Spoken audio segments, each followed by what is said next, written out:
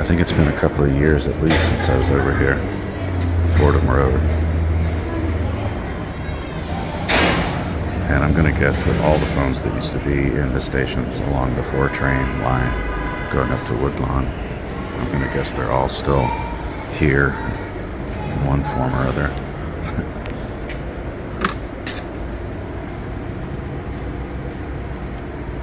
But I have a specific new phone in mind to check in on today. So hopefully I'll have some luck with that.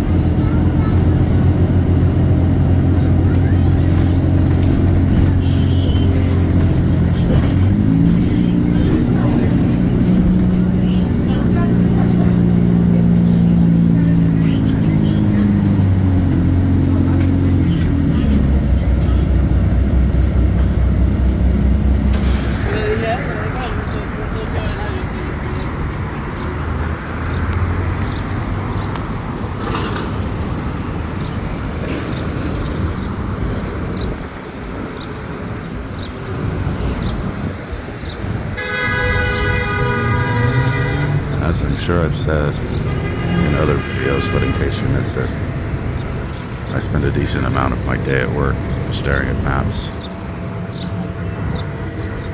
tooling around town, not on Streetview, but on this thing called Cyclomedia, which is a highly underrated alternative to Streetview, at least for New York City and Philadelphia. But Cyclomedia is where I spotted this old thing, which has been languishing here for something like 15 years. And it's on private property, so I'm probably not going to get my hands on it, not that I need to. But I'm going to make this another contribution to the, see if this could be useful for the Talk to Me project.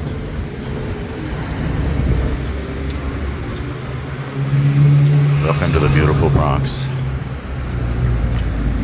Or the beautiful Bronx.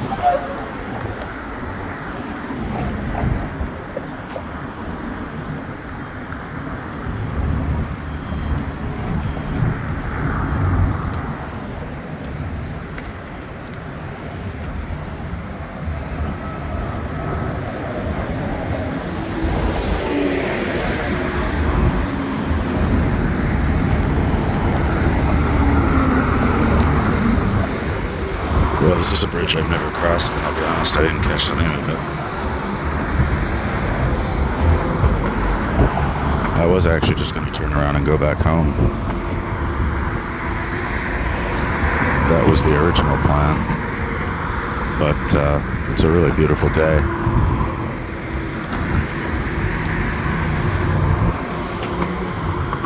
So I might as well spend it outdoors.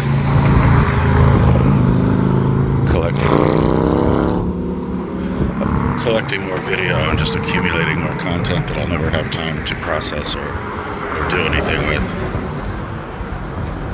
I've actually left a lot of good stuff behind the past few months. I have to go back and figure out what to do with it.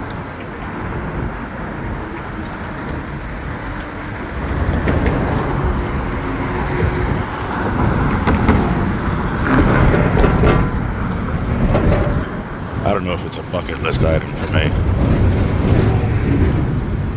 but crossing every bridge in New York City sounds like a beekeeper kind of project. I'm told that my interest in payphones and in old telephone exchange name numbers, I'm told that makes me a beekeeper type of dude to the TikTok set. Because younger women look at, guys my age who maintain bee colonies as like safe and stable and probably pretty nice. And it doesn't have to be beekeeping per se, but it's like if you have any one of those kind of dedicated hobbies or fixations, I'm not sure I'm reaping any beekeeper benefit at this particular time of my existence, but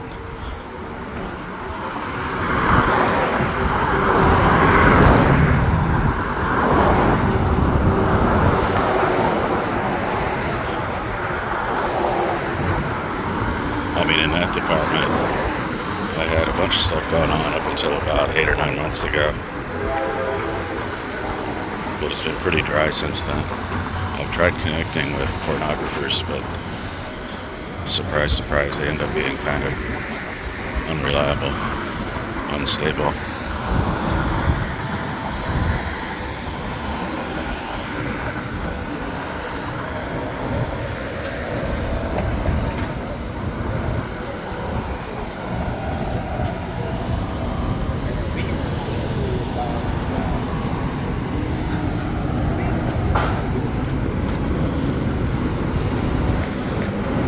I see another subway up ahead. I don't know which one that is. That's probably the red line.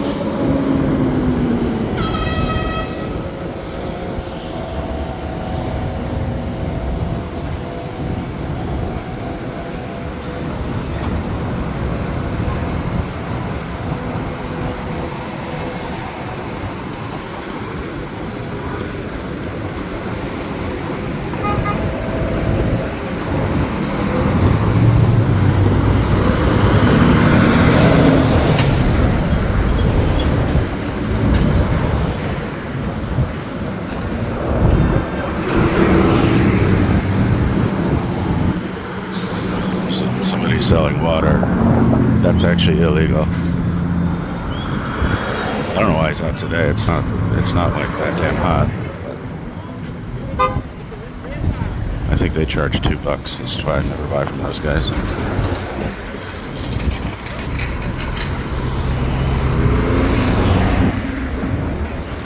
So it's 207th Street and 9th Avenue.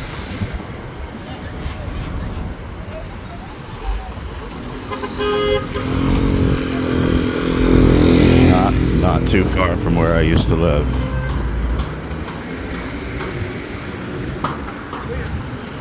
Welcome to beautiful Manhattan.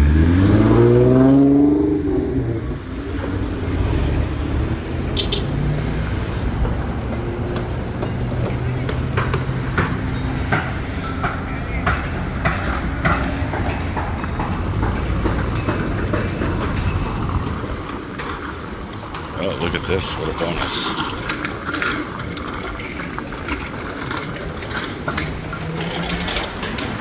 It's a linky dink.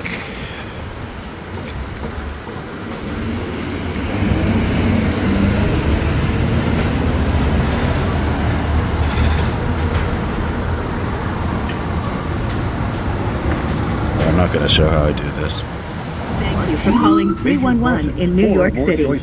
We're here to help. I discovered I don't remember when, that these things can make two phone calls at once, but unfortunately the two calls cannot hear each other. Remain on the line. Para español, presione 3. Для выбора русского языка нажмите 4.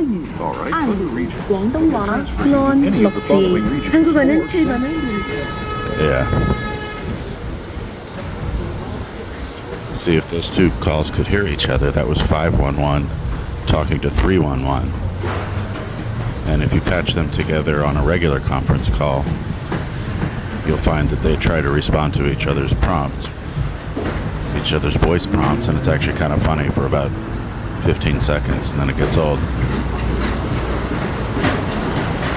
So the ability for those things to make two calls at once is pretty limited. Nothing more than an amusement to the easily amused. But yeah, I used to live up here at Broadway and 216th Street. And you know, this area's about as ugly and noisy and brutal as I remember it all those years ago.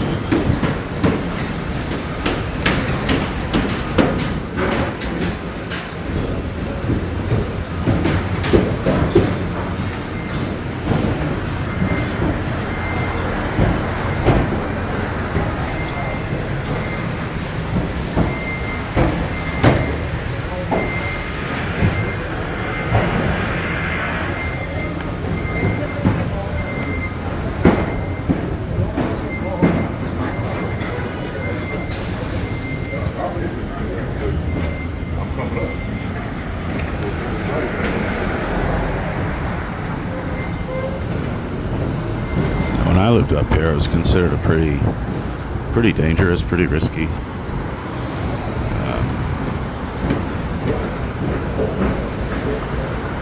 But nothing bad ever happened to me.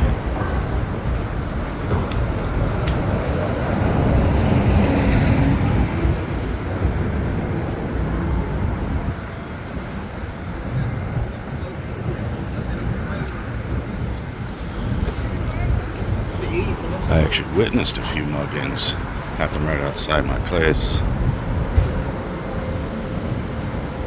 But that's different.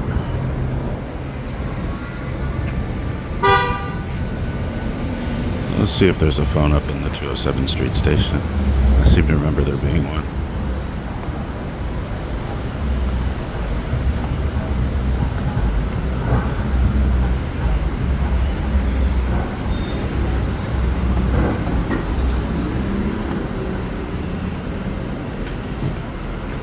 Here's a beautiful view from up here.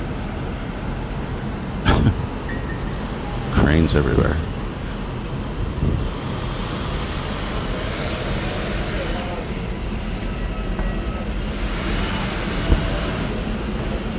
You know, it's not been lost on me that in all of my discussions about payphones being removed, I don't think I've ever bothered to mention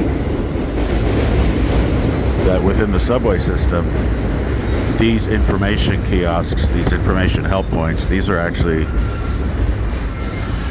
the formal and official replacements. You can't make phone calls, but you can make an emergency call or whatever. And I have actually seen people use these things. I would suspect that most of the action these things get is people just pressing the button and moving on.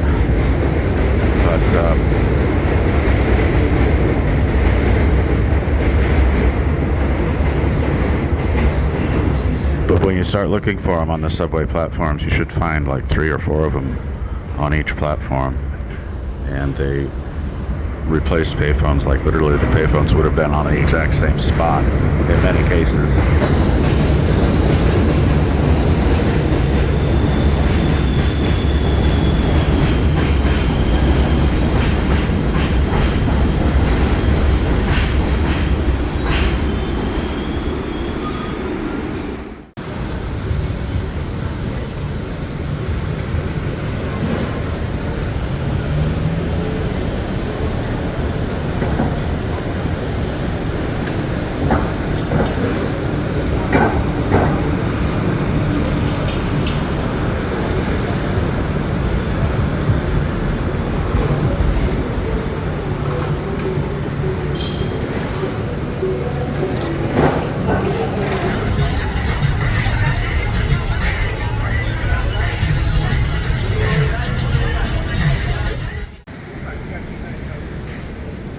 Yeah, so this is where I used to live. This was my, I guess, my fourth place in Manhattan.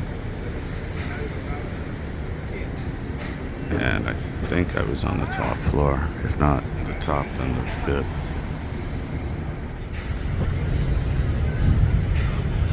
No trace of me now. Not an uninteresting building, design-wise. But, let's see here.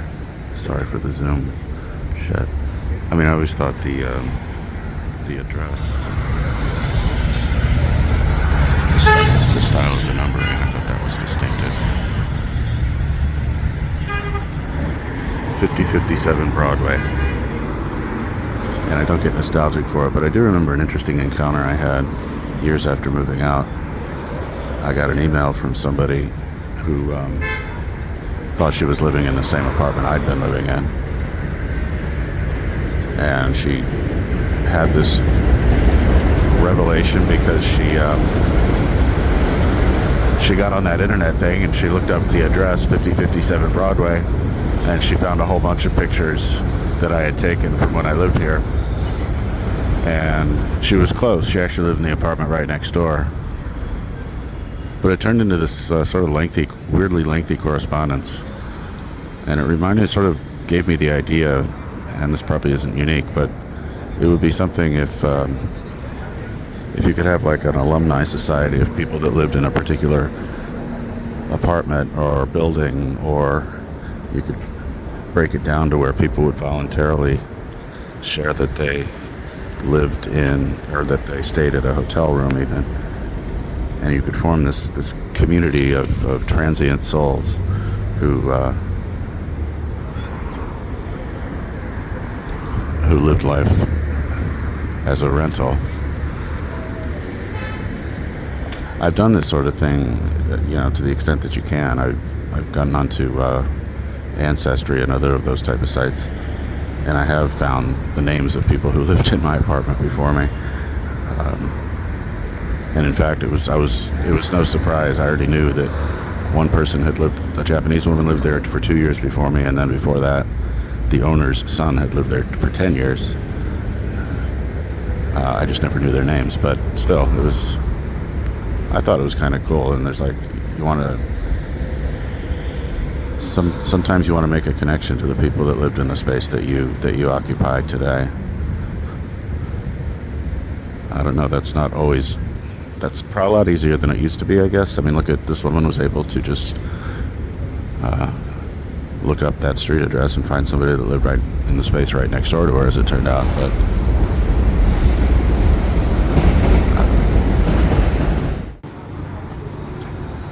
okay, so I'm going to take the one stop up to Marble Hill, where, once again, thanks to my days spent staring at maps, I think I might have a lead on another old dead carcass. An old Verizon carcass. I don't always feel as excited about finding these ones on maps as I do when I just find them by serendipity or by kismet, whatever you want to call it. But I guess I find them either way. I don't know what's the difference. Guess I'm getting cranky about these things.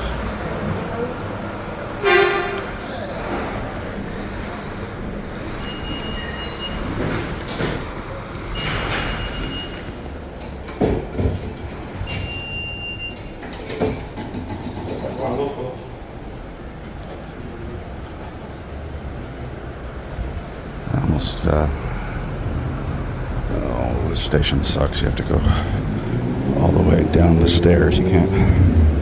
I almost got on the downtown side, or the downtown train.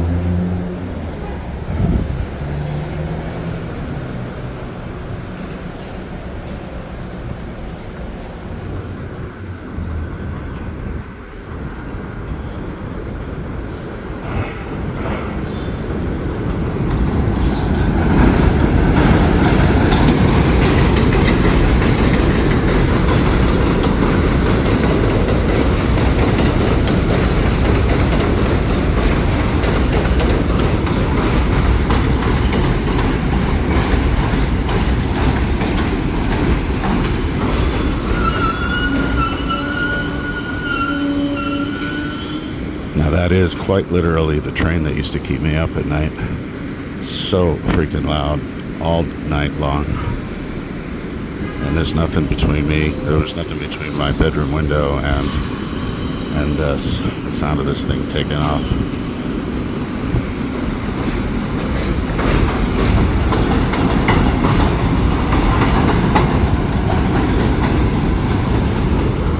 Well, actually, now that I said that, it doesn't sound all that loud, does it? But trust me, it was loud. So here again, just for follow-up, is another one of these information booths, or what do they call it, a help point. And yes, I have actually seen people use these things, and these are what officially replaced the payphones in the subway system. You only see them on the platforms, I think. I don't think you see these down on the mezzanine levels, but I could be wrong about that. But more than likely there was a payphone either right on this spot or very close to it, because that was how they placed them, is some kind of emergency communication device to replace the payphone. So give them some credit, right? There's another one on the other side.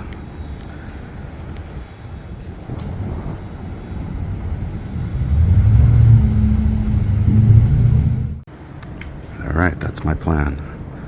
Take it one stop to Marble Hill, which is actually physically separated from this part of Manhattan, but it is still officially part of Manhattan. It's because they used to be connected. Anyway, my lead is that there is a Verizon carcass somewhere around Marble Hill to 25th Street. And what do you know? I only choose the best sources for this kind of information. And sure enough, this is on Exterior Street in Marble Hill. It looks like it's on NYCHA property. Would probably not be useful for talk to me because it still has the phone in it.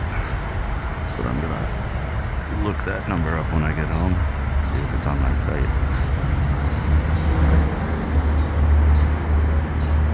But this is outside the Marble Hill houses, NYCHA. And those two Verizon signs, I'm not trying to encourage anything, but you could probably get 20.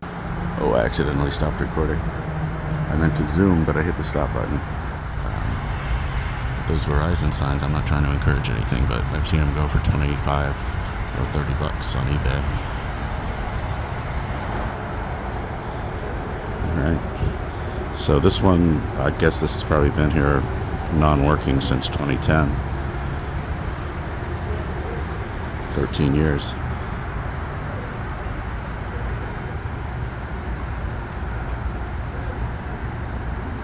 So I can knock this one off my bucket list. This one I've known about for a while. I just never, it always seemed so far to get to it.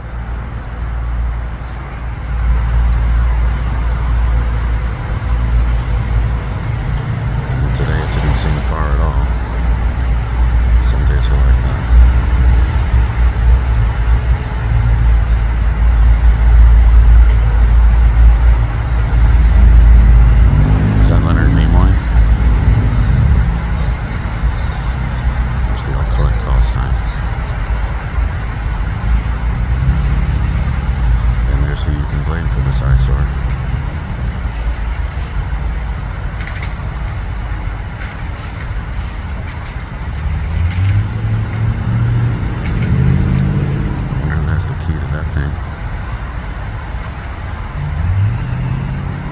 Some Verizon tech who retired 10 years ago.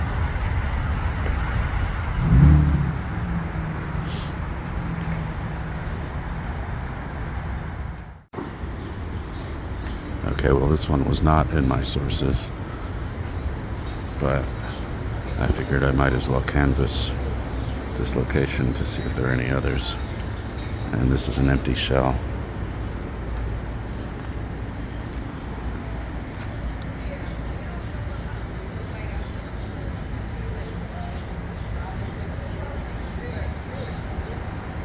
which would be more useful for Talk to Me, except that it is on NYCHA property. And that double fence makes this a really difficult shot. But you get the idea.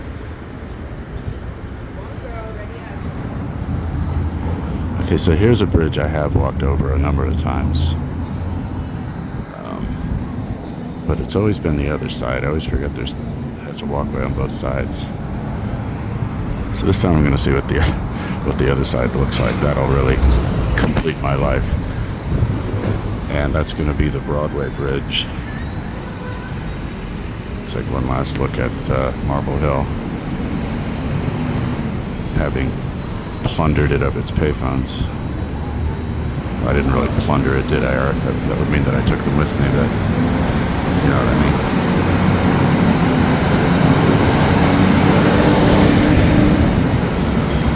But what I think I'll do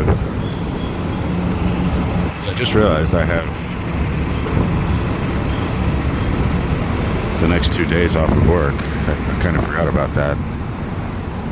I don't really think of them as days off because one of them starts with what should be a pretty painful visit to the dermatologist. I'm going to get a bunch of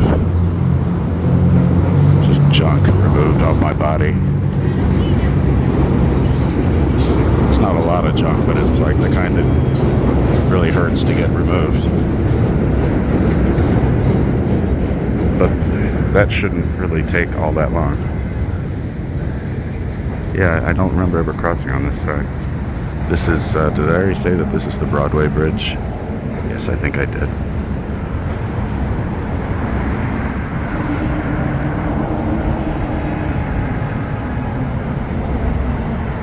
So this is what connects Marble Hill to Inwood.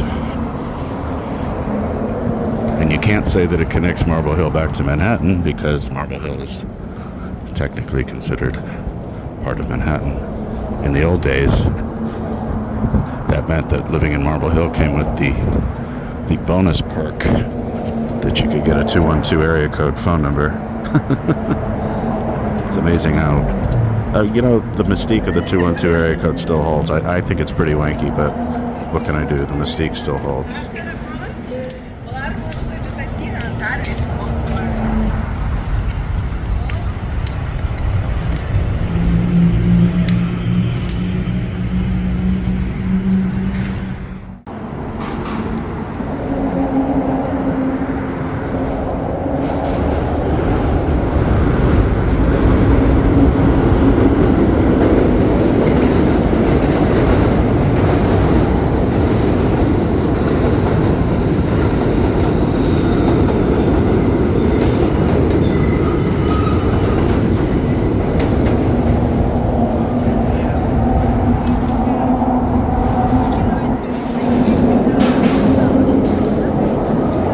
Guess what? You know what?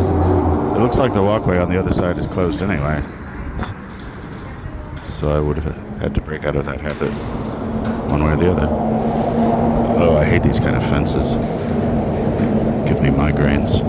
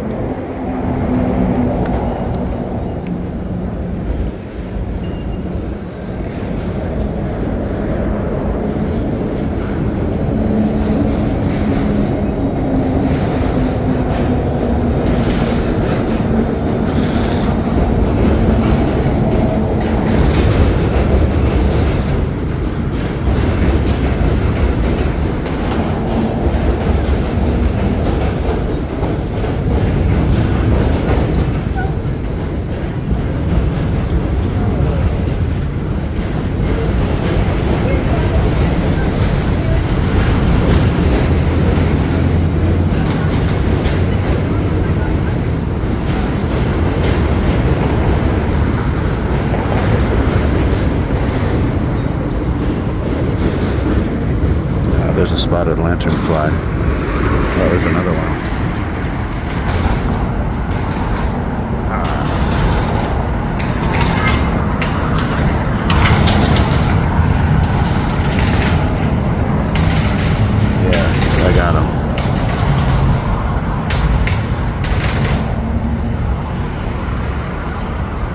celebrate walking the length of a very short bridge. You kill a lanternfly.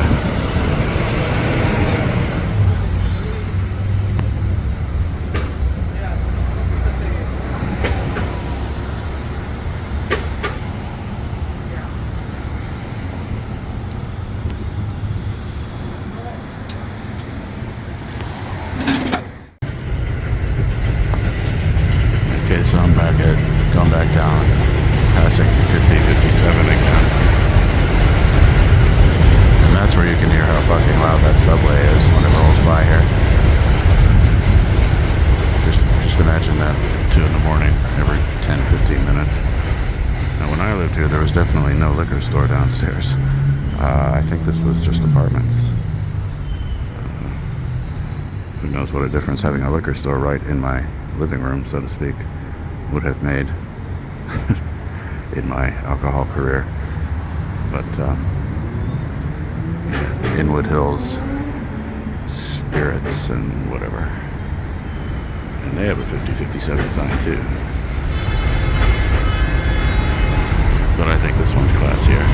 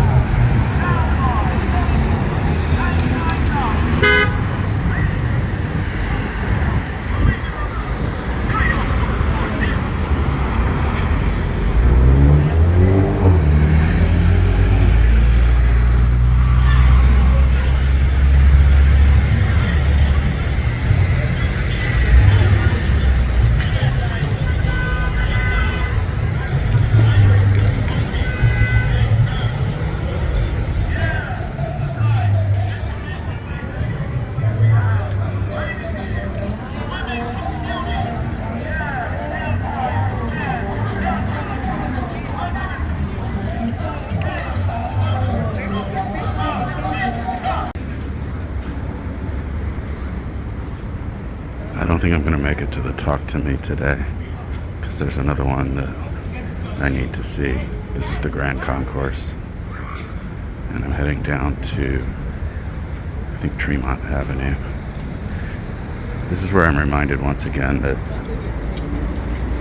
there should be an app that reminds you that you're near something that you want to see, but that you don't find yourself in that area too often. I mean, there would be a lot of uses for it, but like say you're near your grandmother's house and you haven't paid her a visit in a long time. There should be an app that is geo-aware of the fact that you're near that place. And it sends you a notification that says, go visit your grandmother, you horrible person.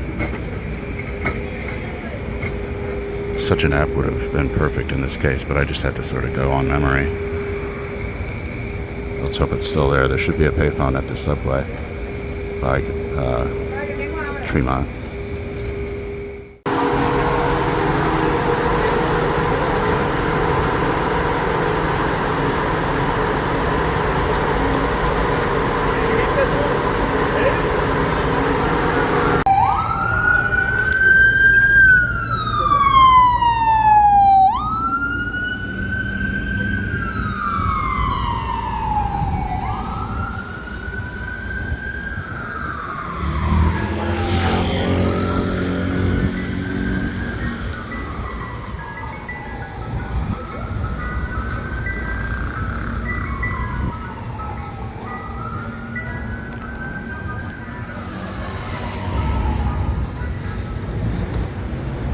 this is where I thought it was going to be. That I'm probably completely... I mean, I think I'm...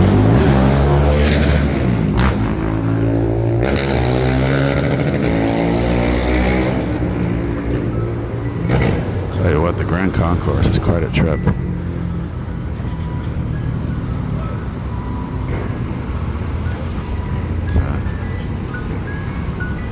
Yeah, I remember you. I remember you, Mr. Softy. Do you remember me?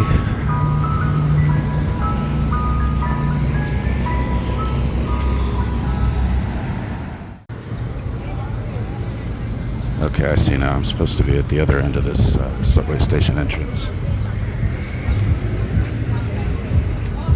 After Post Road. Sorry, Echo Road or Echo Place, whatever the hell it's called.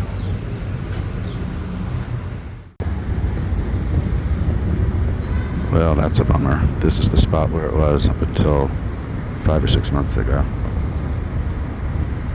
Beat up old thing. I spotted it on one of the maps, and a friend went out and actually got a photo of it, and I'll see if I can find that to demonstrate that.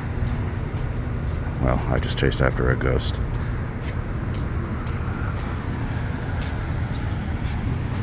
And I'm going to take this train out of here. Thank you, Grand Concourse. You were quite a trip today.